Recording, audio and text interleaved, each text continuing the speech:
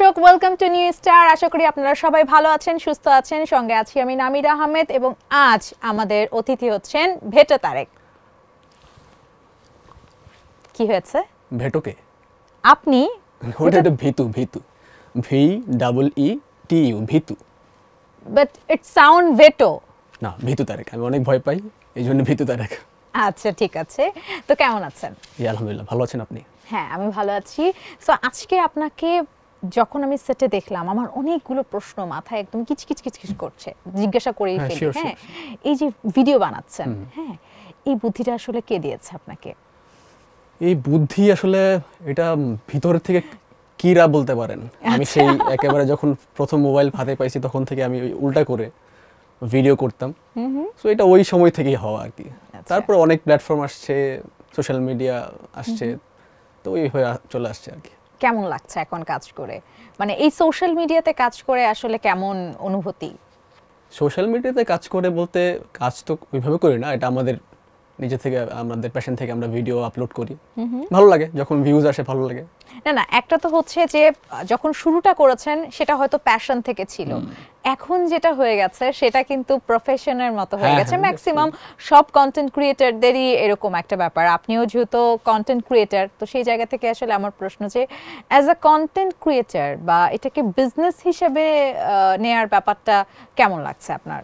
হ্যাঁ ভালো, বেশ এনজয় করতেছি। কারণ এখন হচ্ছে যে এখন আর ওইটা নাই যে শুধুমাত্র আমরা ভিডিও বানাবো, মানুষকে আনন্দ দিব। এখন পাশাপাশি এটা একটা প্রফেশন হতে পারে, সো ওই হিসাবে ভালো লাগছে। বন্ধু মহলে কেমন সাড়া ফেলেছেন? বন্ধু মহলে বলতে তারা আমার বন্ধুরা সব বুড়া হয়ে গেছে। আচ্ছা, সব বুড়া হয়ে গেছে, কারণ আমি তো একটু বয়স্ক মানুষ। সো আচ্ছা, এই জায়গা থেকে আমার দর্শকদের উদ্দেশ্যে একটু বয়সটা বলেন তো, এক্সাক্ট বয়সটা আপনার। আচ্ছা, আমি তো আর মানে যেটা হয় আর কি, নরমালি মেয়েদের বয়স জানতে হয় না, তো আমি তো যে সেই হিসেবে ছেলে মানুষ, সেই হিসেবে বয়স জানতে পারেন। আমি গত 18 তারিখে 18 সেপ্টেম্বর আমার 35 হয়েছে। অনেক কম বয়স আপনার, অনেক কম বয়স আপনার, সেটা আমি বললাম। তো বন্ধু মহলে সাড়া ফেলার ব্যাপারটা আমি কেন জিজ্ঞাসা করলাম, লাস্ট টাইম আমি নিজেও একটা ইন্টারভিউতে গিয়েছিলাম, আমার ইন্টারভিউ করা হয়েছে, তো আমাকে জিজ্ঞাসা করা হলো যে বন্ধু মহলে কেমন সাড়া ফেলেছেন। তো আমি তখন বললাম, তখনও তারা আমাকে পাত্তা দিত না, এখনো তারা আমাকে পাত্তা দেয় না। ও আচ্ছা আচ্ছা আচ্ছা, ওই সেন্সে বলতেছেন? হ্যাঁ হ্যাঁ, ওইটা সেম, যেটা মিলেছে না, সেম সেম। মানে কেন বন্ধুরা এমন থাকে? আমি তো আমার একটা ভিডিও অনেক ভিউ হইছে, তো আমি তো ভাবতেছি অনেক ভিউ হয়ে গেছে, এখন আমার বন্ধুরা একটা আলাদা পাত্তা দিবে, ফেমাস এরকম করে যাই বন্ধুদের কাছে, ওই ঘুরায় পেঁচে একই জিনিস, তারা আমাকে নোটিসই করে না। আচ্ছা, এখন যদি একটু জিজ্ঞাসা করি যে আপনার লাইফে কি চেঞ্জ এসেছে? চেঞ্জ বলতে মানে মানুষ রাস্তাঘাটে চেনে, নোটিস করে। আচ্ছা, সো ওই ব্যাপারটা ভালো লাগে যখন শুরুর দিকে কি নোটিস করানোর জন্য কিছু করা হয়েছে? না না না, আমি স্টিল লজ্জা পাই। আমি এবং সত্যি কথা, এটা কোনো ক্যামেরার জন্য বলতেছি না, আমি স্টিল লজ্জা পাই। কারণ এইটা যখনই কেউ আমাকে নোটিস করে আমি খুবই লজ্জা পাই। আমি চাই আমার ভিডিও দেখুক, কিন্তু আমি যখন রাস্তাঘাটে কেউ আমাকে চেনে আমি খুবই লজ্জা পাই। আচ্ছা, কখনো কি এই পরিচিতির জন্য অড কোনো সিচুয়েশন ফেস করেছেন কিনা? অড সিচুয়েশন, হ্যাঁ, আমি যখন জব করতাম তখন আমার যিনি ম্যানেজার ছিলেন, ম্যানেজারের সামনে এসে ভিডিও দেখাচ্ছিল এক ক্লায়েন্ট এসে বলতেছে ওনাকে তো চিনি, ম্যানেজারের সামনে বলতেছে ওনাকে তো চিনি, কই এই যে ভিডিও। ওইটা একটা অড সিচুয়েশন, কারণ ম্যানেজার তখন ফেসবুক চালাইতো না। আচ্ছা, তো ওইটা একটা অড সিচুয়েশন। কত যুগ আগে থেকে আপনি ফেসবুক চালান? না না, আমি যেটা বলছি এটা 2019-এর কথা, কিন্তু আমার ওই ম্যানেজার হচ্ছে বিশাল, সে ব্যাংকের ম্যানেজার, তো সো ওইটা তার ফেসবুক সে ইউজ করতো না। আচ্ছা, সেই চাকরিটা কি এখনো করা হয় কিনা? না, সেই চাকরি ছেড়ে দিয়েছে। এখন কি ভিডিও মেকিংটাই করা হয়? ভিডিও মেকিং প্লাস হচ্ছে একটা ছোটখাটো বিজনেস করতেছি আমরা ফ্রেন্ডরা মিলে। বলা যায় কি কিসের বিজনেস? হ্যাঁ, এটা হচ্ছে ট্রাভেল রিলেটেড ব্যবসা। এটা আমাদের অফিস হচ্ছে উত্তরা। ওকে, আমরা ট্রাভেল সলিউশন নিয়ে কাজ করি। চমৎকার। এখন যদি আমি জিজ্ঞাসা করি যে প্রেম করছেন কিনা? আচ্ছা, যেটা আমি জানি না এটা বলা ঠিক হবে কিনা, সেটা হচ্ছে যে মানে আমি কিন্তু ম্যারিড। আচ্ছা, হ্যাঁ, 35 যেহেতু এজ, ম্যারিড থাকারই কথা। হ্যাঁ ম্যারিড। সো আমি ভাবছি যে আপনি হয়তো জানেন, জানেন, ভালোই জানেন না। না, আমি হচ্ছে ব্যাপারটা হচ্ছে আমি যখন এই কাউচে বসি আমি ফুল রিসার্চ করে আসার চেষ্টা করি, কিন্তু ঘটনা হচ্ছে আমার দর্শক যারা আছেন তাদের ওই যে বলে না জানার পিনিক, বোঝার পিনিক, অনেক ধরনের পিনিক কাজ করে তাদের মাঝে। সো এর জন্য আমি জিজ্ঞাসা করলাম যে স্পেসিফিক ভাবে একটু আমি আমার জায়গা থেকে জিজ্ঞাসা করেই নিই যে হ্যাঁ আমি অনেক অনেক অনেক কচি বয়সে বিয়ে করেছি। হ্যাঁ আমি যখন বিয়ে করেছি তখন মানুষ হয়তো ওই বয়সে বিয়ে বুঝেও না, ওই বয়সে বিয়ে করেছি। সো আমার একটা ছেলেও আছে, মাশাআল্লাহ মাশাআল্লাহ, তার বয়স 4 বছর হতে যাচ্ছে। এর বাইরে কি কি করা হচ্ছে? এর বাইরে আমি এখন যেহেতু প্রেম করা হচ্ছে না। না, এখন প্রেম করা যেতে হচ্ছে না, হচ্ছে প্রেম করা হচ্ছে, বাসায় প্রেম করা হচ্ছে, ওয়াইফের সাথে প্রেম করা হচ্ছে। আচ্ছা, ওয়াইফকে খুশি করার জন্য বললাম আর কি। তো আর হচ্ছে আমি চরম লেভেলের ঘর জামাই এখন। ঘর জামাই? আচ্ছা, ঘর জামাই আমার ওয়াইফ জব করে, ওকে, এবং সে ব্যাংকে জব করে, আর ব্যাংকের জব করা মানে হচ্ছে পুরো রোবট। সো অনেক কাজ ঘরের থাকে। আমার কাছে মনে হয় কি শুধু ব্যাংকের না, যারা আসলে জব সেক্টরে জব হোল্ডার তাদের লাইফটাই রোবোটিক একটা লাইফ লিড করে তারা, কম বেশি মানে ওই 8 ঘন্টা ডিউটি, তারপর হচ্ছে এক্সট্রা কাজ থাকলে বাসা থেকে সেই কাজগুলো করা, মানে আমিও রোবট ছিলাম। না, আমিও একটা সময় ছিলাম, এর জন্য বললাম যে আমাকে অনেক এক্সপেক্ট করতো, যখন ভিডিও দেখে বলতেছে যে আপনি এই সময় পান কোথা থেকে, মানে সবাই এক্সপেক্ট করতো যে সে ব্যাংকার, সে একটা রোবট, তাকে ওইরকমই চলতে হবে, এবং সেই সময়টা তার সময়ও সে তাকে নিজেকে দিতে পারবে না, তাকে সব সময় থাকতে হবে। এবং সো এইটা একটা বাইন্ডিংস আমাদের ইয়েতে আছে যে আমরা ওই প্রফেশনের কারণে একটু ইয়ে হয়ে যাই। আচ্ছা, এই যে বান্ডিংস এর কথাটা বললেন, সামাজিক যোগাযোগ মাধ্যমে কাজ করার ক্ষেত্রে কি কোনো বান্ডিংস ফেস করেছেন কিনা? হ্যাঁ আছে প্রচুর। মানে যখন কোনো একটা ভিডিও যদি মানুষের পছন্দ না হয়, ওরে বাবা রে বাবা, একেবারে মনে হচ্ছে তারটাই খেয়ে মানুষ হয়েছি, তারটাই খেয়ে বড় হয়েছি, সে যে গালি দেয় মনে হচ্ছে অধিকার থেকে দেয়। মানে আমার আত্মীয় স্বজন, আমার আব্বা আম্মা তো গালি দেয় না, সে যেই গালি আমাকে দেয়। সো এমন ভাবে গালি দেয় মনে হচ্ছে যে তার টাকা দিয়ে আমি ভিডিওটা বানাইছি এবং চলাফেরা তার টাকা দিয়ে করতেছি। টেকনিক্যালি ইয়েস, কারণ সে ভিউ করতেছে দেখে হচ্ছে। তো এইটা একটা ইয়ে আছে। তো এইটা আমি ইনিশিয়াল লেভেলে অনেক আমার গায়ে লাগতো, বয়স্ক মানুষ তো। সো আমি যখন ভিডিও স্টার্ট করছি তখন আমার বয়স 29। ওকে, তো 29 বছর বয়সে একটা মানুষ ভিডিও করা সোশ্যাল মিডিয়াতে, সে অনেক বয়স্ক লোক। নরমালি 18, এটা কেন চিন্তা করে আমি জানি না। না, নরমালি 18, 19, 20 বছর সকল কোচি ছেলে মেয়েরা ভিডিও। আমার কাছে মনে হয় কি এটা শুধু বাংলাদেশের প্রেক্ষাপটেই হচ্ছে, আমরা হয়তো এই ধরনের চিন্তা ভাবনা নিয়ে বেড়ে উঠি। অন্য জায়গায় যদি দেখি, আমি ইন্ডিয়ার অনেক এমন ব্লগ দেখি যে লাইক 75 এজ, বাট তারা স্টিল কাজ করছে, আমাদের দেশেও এবং এটাকে প্রফেশন হিসেবে নিয়েই কাজ করছে। আমাদের দেশেও আছে, কিন্তু সেটা বাট তারা ভালোভাবে নেয় না। এই ভালোভাবে না নেয়ার কারণটা কি মনে করেন? আমাদের সুশীল সমাজটা ভালোভাবে নেয় না সেটাকে। আচ্ছা, এইটাকে মানে ধরেন, এখন ধরেন কি বলবো, এটাকে ধরেন যে 50-60 যার এজ, সেও কিন্তু রেগুলার সোশ্যাল মিডিয়াতে ভিডিও দেখতেছে, রিলস দেখতেছে। কিন্তু মানে আমার প্রশ্নটা কিন্তু এটাই, যেহেতু 50, 60, 70 তার এজ, সে রিলস দেখতেছে, ভিউ হচ্ছে, লাইক দিচ্ছে, শেয়ার করছে, তাহলে সে যদি এই প্রফেশনে আসে তাহলে দোষটা কি? আসলে দিন শেষে এটাকে আসলে মেইনটেইন করাটা খুব ডিফিকাল্ট। এটাকে প্রফেশন হিসেবে আমাদের দেশে এখনো গ্রহণ করেনি, অ্যাকসেপ্ট করে নাই। হ্যাঁ, এটা আরেকটা কারণ আছে, হয়তো বা এগুলো একটু ডিপ কথাবার্তা হইতে পারে। সেটা হচ্ছে আমাদের দেশের প্রেক্ষাপটে, আমাদের এই থার্ড ওয়ার্ল্ডের যে আমাদের দেশ, এইটার কারণে অনেক কিছুর পেমেন্ট আমরা ফার্স্ট ওয়ার্ল্ড থেকে অনেক কম পাই। টেকনিক্যালি আমাদের পেমেন্ট অনেক কম থাকে। সোশ্যাল মিডিয়ার যারা কাজ করতেছে, একটা সেম ভিডিও করে যদি বাংলাদেশি টাকায় যদি একটা বিদেশের মানুষ যদি 1 লাখ টাকা পায়, বাংলাদেশি মানুষ পায় 20,000 টাকা। সো ওইটা থেকে আসলে ওই সার্ভাইভ করাটা তখন টাফ হয়ে যায়। এই জন্য এইটাকে মানুষ অতটা পাত্তা দেয় না। অথচ দেখা যাচ্ছে দেশের বাইরে যারা ডক্টর থাকে, তারা ডক্টর প্রফেশন ছেড়ে এসে কন্টেন্ট বানায়, কন্টেন্ট ক্রিয়েটর, অনেক ভালো প্রফেশন সুইচ করে, কারণ ওইটাতে তাদের সুইচ করে তাদের লাভও হয়। কিন্তু আমাদের দেশে এটা।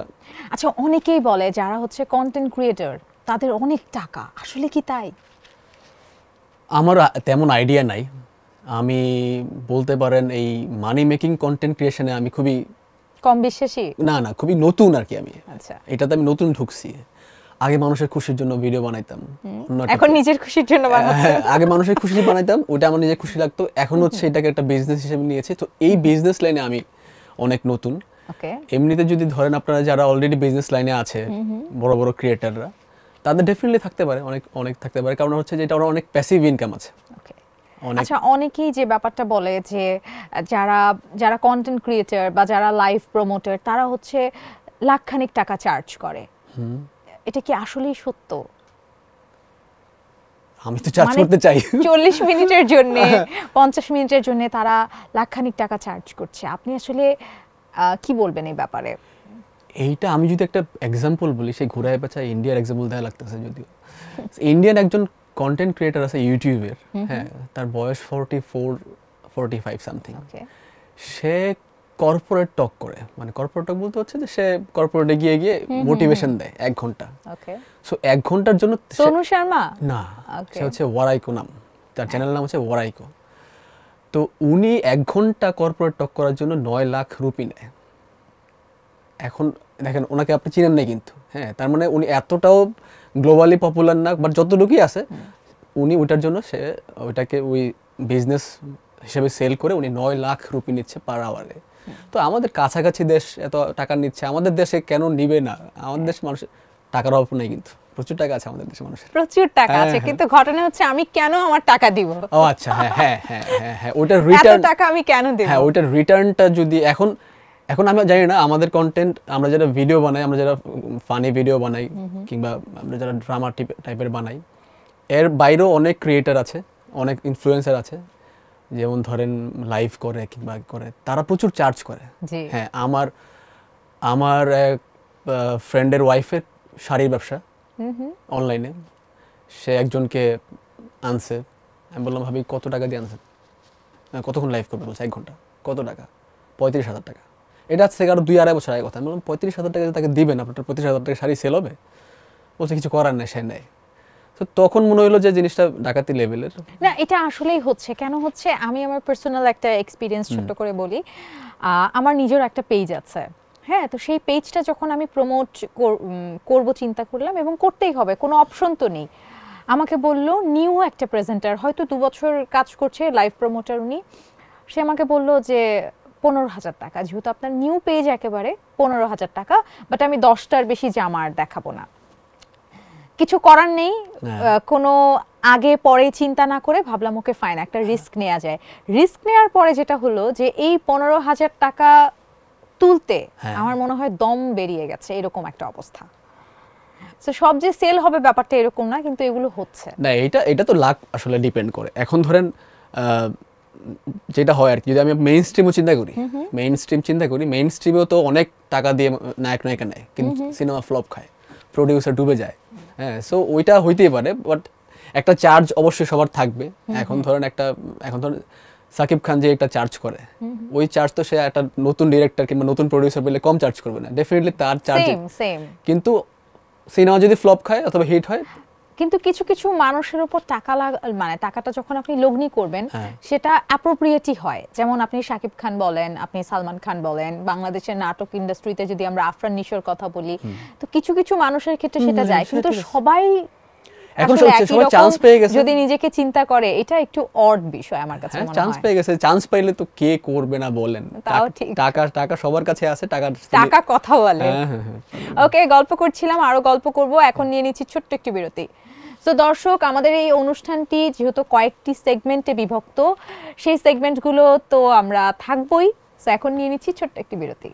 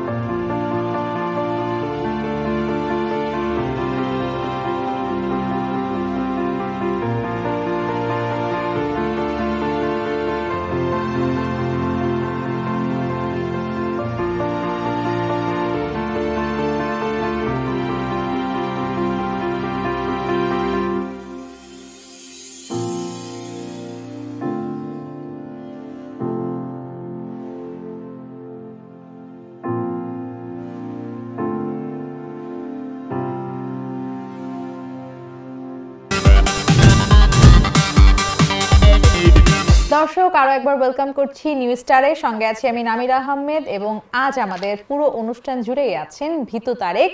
সো ভাইয়া, নিশ্চয়ই আপনি আপনার স্ক্রিপ্টটা পেয়ে গেছেন। সো এই স্ক্রিপ্টে আপনার যা যা আছে সেটা কিন্তু অভিনয় করে আমাদের দেখাতে হবে। কি বলে? জি, অভিনয়। আচ্ছা, আছে হচ্ছে পিরিতি পিরিতি পিরিতি পিরিতি। ওকে, আমি যখন বলবো, আমি 1 2 3 বলবো, দেন আমি কি করব? আমি এটা গান গেয়ে শোনাবো? জি, গান গেয়ে গিয়ে অভিনয় করে দেখাতে হবে। এটা তো এই গান হচ্ছে অনেক 90s এর গান। সো আমাকে 90s এর নায়কদের মতন করে গান গাইতে হবে। হ্যাঁ, 90s এর নায়কদেরকে রিপ্রেজেন্ট করার চেষ্টা করছি এবং আমাদের নায়ক হচ্ছে, আজকের নায়ক হচ্ছে ভিতু তারেক। হ্যাঁ। ওকে, হ্যাঁ, 1 2 3 স্টার্ট।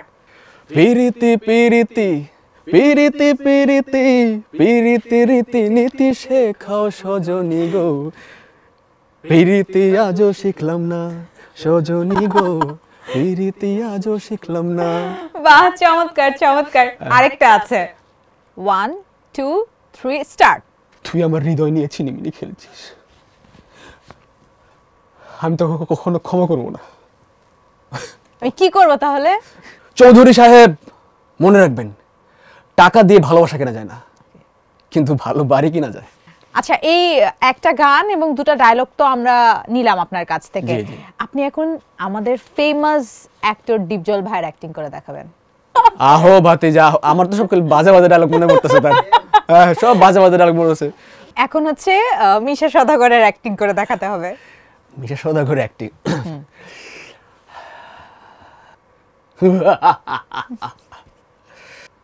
কৃষ্ণ হইয়া রাধার লাইগা কাধার মতো বাঁশি বাজায় গেলি রে, এইবার তোরা দাদা দেখাইয়া আদা জল খাওয়াইয়া ওই মাইয়ার জীবন কাইরালুম। আপনার হাসি দেখে ভয় পাক না পাক, আমার হাসি দেখে নিশ্চয়ই দর্শক ভয় উনি পাবে। এখনো এইভাবেই ভিলেনের রোল প্লে করে, এটা ইন্টারেস্টিং।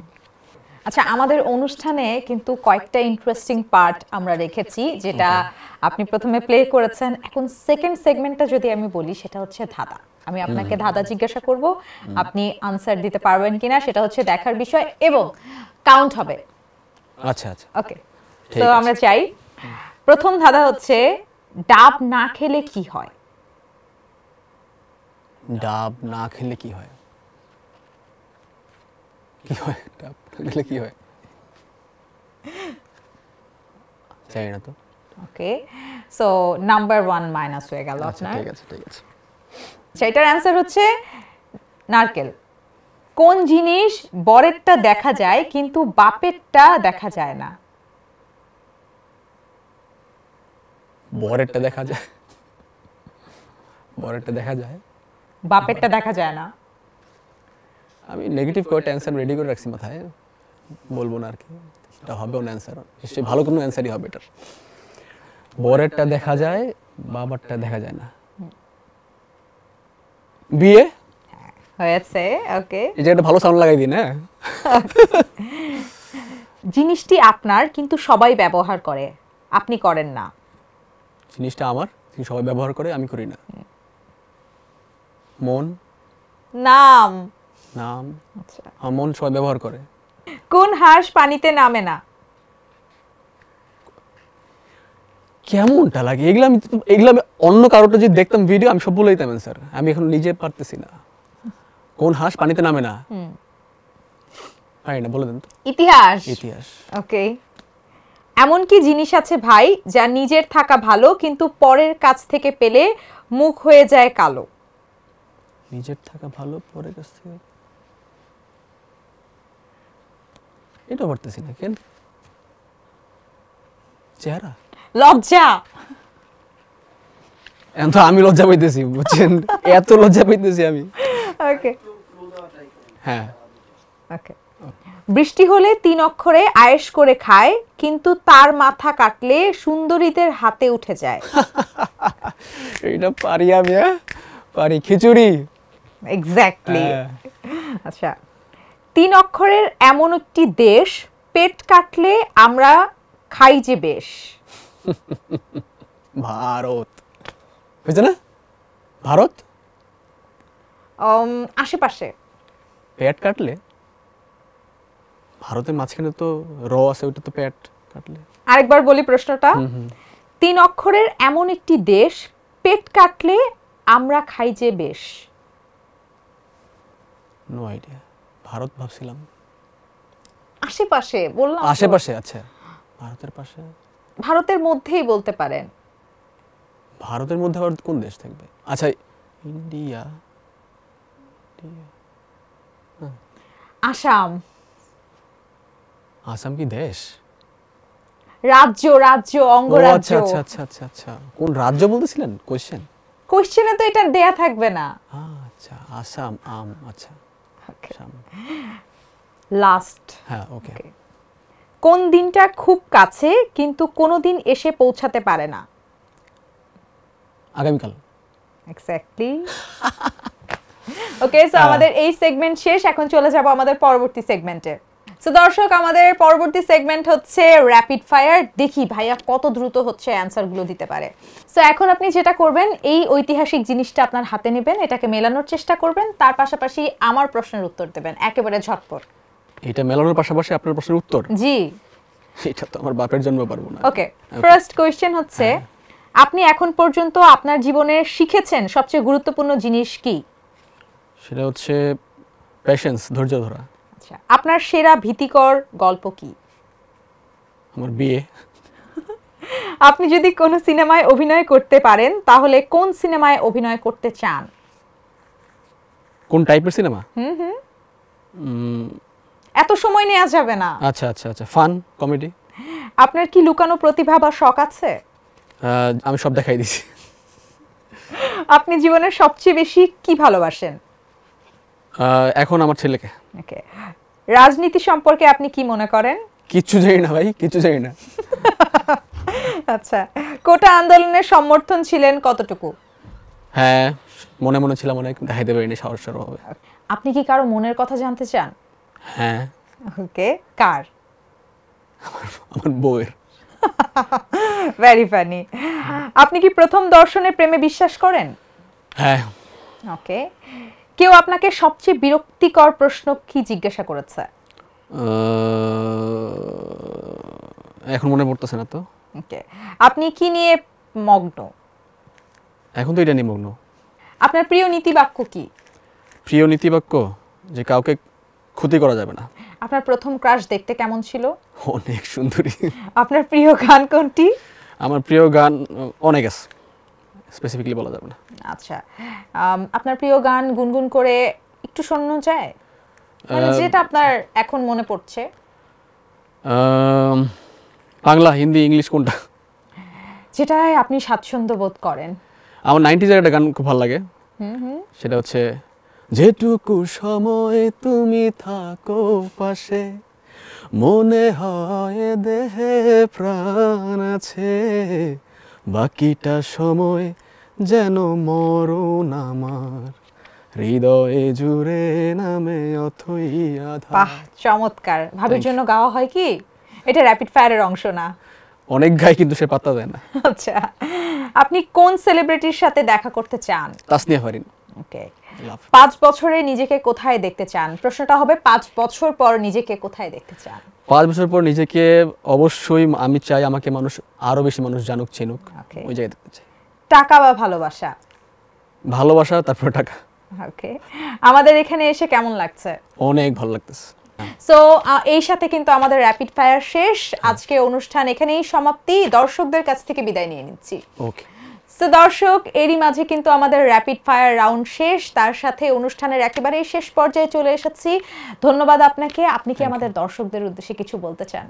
আচ্ছা, প্রথমত থ্যাংক ইউ আমাকে এই শোতে ডাকার জন্য। আর দ্বিতীয়ত দর্শকদের উদ্দেশ্যে বলতে চাই যে ভিডিও দেখুন, আমার ভিডিও দেখুন, ভিতু তারেক নামে পেজে, ফেসবুক পেজে ভিডিও দেখুন, এবং অবশ্যই ভালো ভালো কমেন্ট করবেন, সাজেশন দিবেন আমাকে কি টাইপের কন্টেন্ট বানানো উচিত, আপনারা সাজেশন দিবেন। And thank you for loving me. So দর্শক, এই ছিল আমাদের আজকের আয়োজন। আগামী পর্ব দেখার আমন্ত্রণ রইল। একই সাথে আপনারা সবাই ভালো থাকবেন, সুস্থ থাকবেন এবং চোখ রাখবেন নিউজ স্টারে।